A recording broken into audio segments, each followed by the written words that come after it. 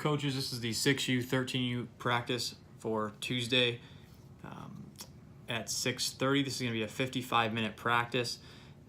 Merrick Kolar is going to be in charge of tonight's plan. I know that last night there was a little bit of a confusion, so I'm going to always try to name a coach who I'll put in charge of just making sure all the other coaches know what they're doing on the ice. The first drill is just a loose puck race. So Merrick, you'll run this one. You'll have a net here and bumpers here, and you really just have two lines. And I would just honestly put a cone here and a cone here, and they're just sprinting, tight turn, sprint, tight turn. They're going to want to get away from their basic fundamentals. Remember, lead with their stick, both skates on the ice. They can't turn with their stick over here and their skates on this side. They have to put their stick first as they accelerate and turn through the cone. They're just hopping over the bumper, and then I would just stand over here to the side so you don't get hit, and you're just spotting a puck, and they can the winner of that puck race can finish. If there's a kid that's way behind, obviously try to match him or her up with somebody that's got relative speed, and if they're super far behind, just spot another puck so they get a chance to shoot on the goal. The second drill is just it's backwards bumper butts. This will be Bailey. You're going to be in this. All the kids are going to be in this circle. They're going to be skating backwards, and they're just going to try to be bumping into each other's butts from like a backwards position. So they need to keep their their head on a swivel so they can see what's behind them. If a kid falls down, which they will, they're out of the circle or they take a knee. And just make sure that you kind of protect the kid that falls so no one else falls on top of them, especially with the younger kids. The older kids, what you're going to have them do, the 13 to 18U, is you'll just have 3 go at a time, so put them on a line, and their agility skating, so they're facing the far end of the ice forward. When they get to the top of the circle, they're going to pivot and go backwards, and then they're going to pivot forwards, and then pivot again and go backwards, and then do that from the opposite side. With the older groups, you got 3 minutes each way. So biggest thing on that is just, when they pivot, when they're skating here, they're turning their butt this direction. So their skates would be like this, and they're just trying to do a C-cut, right, with this foot, their outside foot, and that's going to get them going backwards. And then as they get here, they're bringing their feet into a V position, right? And they're going to push off the foot that's furthest away or closer to the other boards and accelerate forwards. So just a little agility skating for the older kids. The next session, or the next station is Station 3, Mapes. It's just an obstacle course. Have some fun. Put some bumpers out here. You don't have to get too crazy with the bumpers. But just as long as they're doing some tight turns, hopping, maybe a tight turn around this, and then, you can get creative and do whatever else you want. You don't have to follow the exact practice plan, but maybe if you put 2 cones and a stick up where they're sliding underneath and then getting back up and, finishing that off, and they can finish down here and then just have them start like at the red line here. But just as long as they're moving and, really just get them turning, and then agility, jumping over the bumpers. Another thing you can do is you can put the bumpers close together and have them weave in and out and do some almost like overspeed skating. The next drill, Doug McGregor, you're going to be at the Zamboni end. You're going to have 2 nets, and I would see if we could put 2 big nets down here so we could get 2 of the goalies going if Emily and Dominic both dress. And it's just X's and O's. Put the cones here. When you say go or spot a puck, they're coming inside the cones and they're racing to get to the puck, and they have to score on the other net.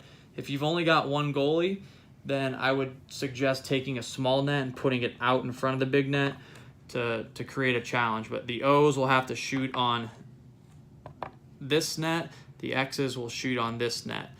If you have 1 goalie for 6 minutes, have the players switch lines so then they can obviously all shoot on the goalie. Biggest thing here is when we get close to the boards, we're putting two hands on our stick when we go for the puck, and we're very cautious. If we see somebody's going to beat us to a puck, if the X is getting to the puck first and I'm the O, right, I'm not hitting this player or putting pressure on this player from behind. It's okay to skate in, and I want my stick on the puck side, and I'm trying to get stick on puck.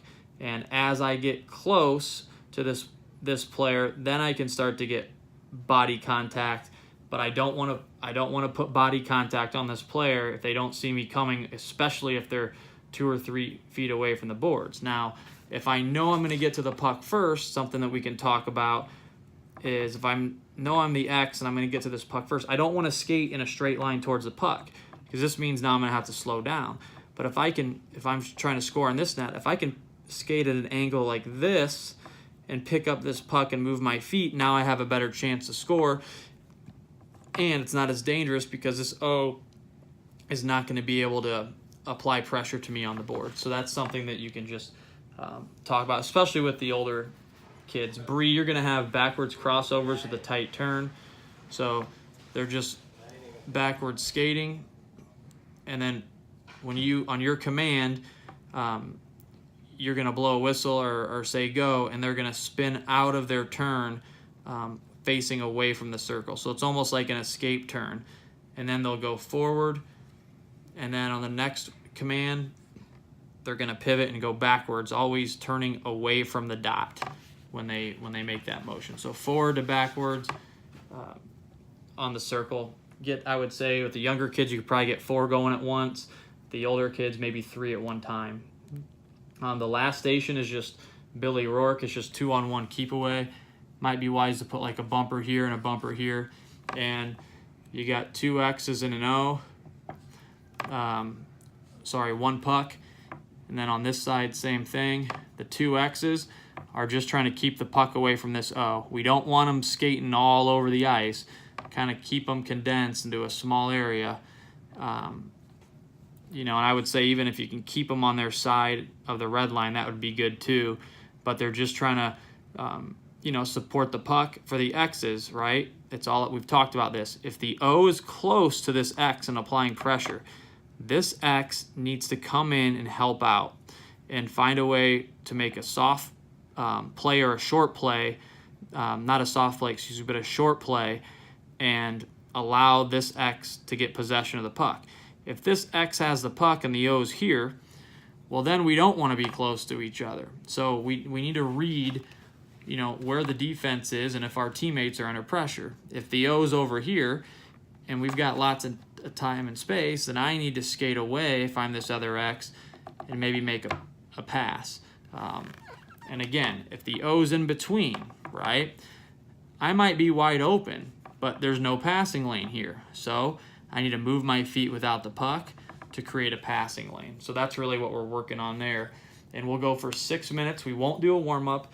That'll give us about 14 minutes at the end, probably a little bit less because we'll have to get kids into stations, but we'll do the tennis ball ring soccer ball game where we've got those 3 objects in the middle,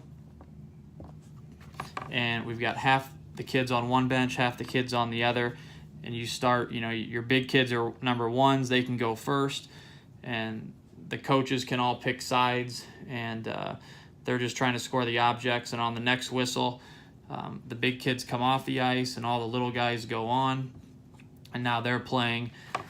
That way we keep the big kids and the little kids separate. Remember to remind them to shut the doors. We're going to have to shut the doors in this drill so no one gets hurt. Tell them if we forget to shut the door one time, then we'll skate the rest of practice.